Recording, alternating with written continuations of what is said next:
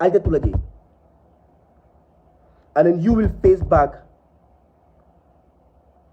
this country after you're not minister anymore, you're not president anymore, you're not speaker anymore, you're not deputy speaker anymore, or you're not national assembly anymore. And you're going to live in the same society and the same community of the people you brutalize, you lie against, you intimidate, and you victimize. Of course, yes. And in the business slogan, he was a minister before, and today you're going to be nothing. Hey, Hanamadi Yamu Hakil Tuoldi. Hanamadiya Hakil Tuolem. Moma mo ko nyim banko ka waye mo fanande sila yaje a group of people e mo la banko ta yake ko nitele tamodi intimidating people, insulting people. As who? As a king and queen of the Gambia? Like we're in a monarch system? Where the king can dictate and direct and control, like is some yes sir, no sir, your highness?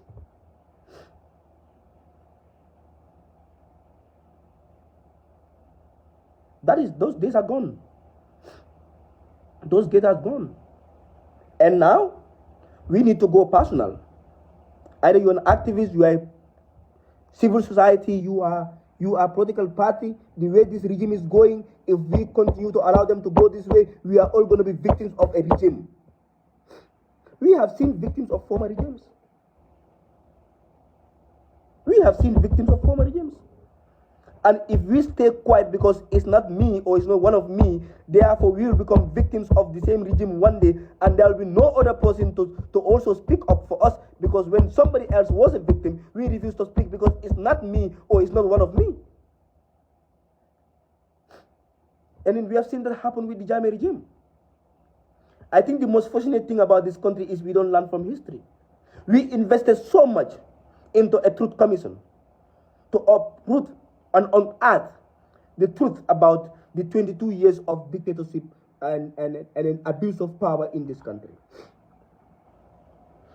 We all were busy, like during the TRRC sittings, some of us don't even concentrate on our work in office. Everybody's watching it. I thought that was for the good reason that it's going to come out positive, that people are going to learn from that, and then people are not going to be used by the state machinery anymore to become victims and perpetrators at the same time. You know how many people were perpetrators during that regime and they turn out to be victims when they fall out with the regime? Albuke mira wala. Albuke mira wala ko molebe nuwo bank o umansa kunda kono. Ngamansa kunda mun kisi jam through the TRC. Muyalonko, they now in the report, they are two faces. They are perpetrators because they were part of the regime and they forgot that they can fall apart with the regime, and they fall apart with the regime and they become victims of that regime. Fomol buka mdel buka karamba. Tariko mabo ka sata ka fo pour ka mol karandile munketa kunum ning abede adale pour ayem mako ngata nyato namam bede pour nga doko jolom pour akanake mol la koteke wana mol ka tariko. That's what history is important, and that's why recording history is important. But our history seems to be nothing to us because people are now playing back the same games, the same chess game like Jammeh did here for 22 years. Atel buge mira comme al dingul be mennale e ga fako e fama la ka wuliya fo nyim banko kam biram ministre biram director biram national assembly member e fama la ka mol tilimbal ya dum birabe police birabe jana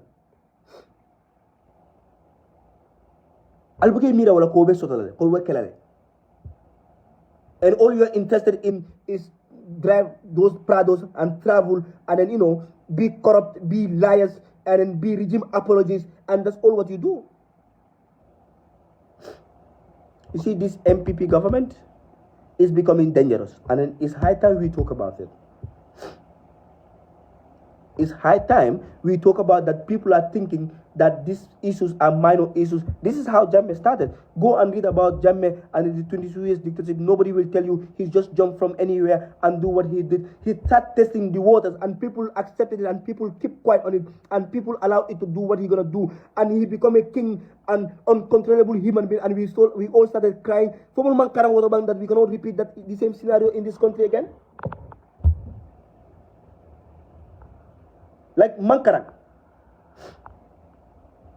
that we cannot repeat the same madness in this country again, allowing a regime to just be out there doing things that are unacceptable, and we don't talk about it, and tomorrow we become victims of the same system, and in the next 10 years, in the next 15 years, whatever the case is, we need to invest into investigating all this crime again. Let's stop the crimes happening. Let's stop the nonsense happening. Today is April 10/11. One of the darkest days in our history, especially for the young people. Not even a statement from the government, when we still have victims' families and victims alive.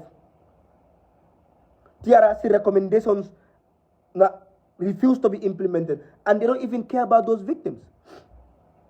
The victims are here.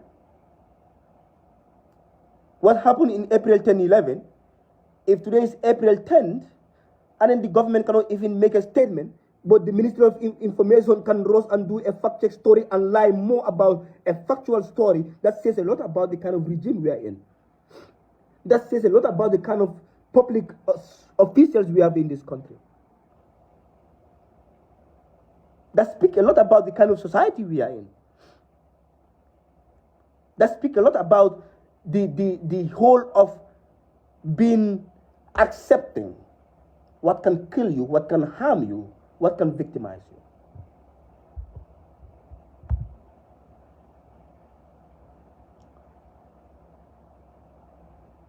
Like what exactly do we take everything for in this country?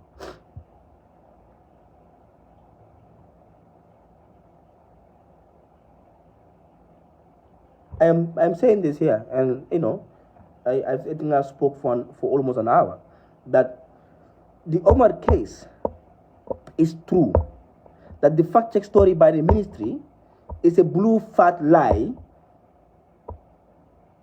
because our Ministry of Information have turned to a propagandist machinery of the state. That Omar's passport have been seized, Omar have been interrogated by SIS officials at the office of the Vice President, and as we speak, the Vice President have left the soil of this country, and Omar is in town. Omar is in town. And I put a disclaimer that I have picked up this story as an activist, so I cannot fact check it, and my institution cannot fact check it. But any other fact check story, I challenge any other fact check organization to pick up this case, and then I wish Omar could speak to them and other people could speak to them that knows about this issue, and you see the kind of lie in that fact check story produced by the Ministry of Information and then media and then broadcasting services. They want to be everything now. They want to be fact checkers, they want to be government spokesperson, they want to be MPP spokesperson, they want to be everything, because they just want to be a propagandist for the nonsense happening in this country.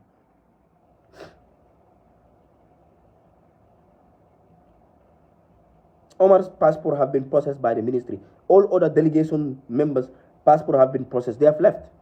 And Omar is in town. So this nonsense have to stop.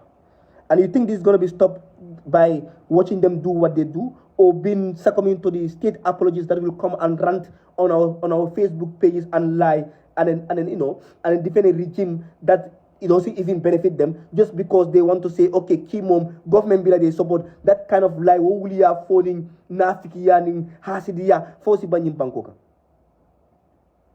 Like no muneketa. If Syrian doesn't want to see a platform with Talib, if Talib is invited, let him stay in his house. Nobody is forcing him to go there.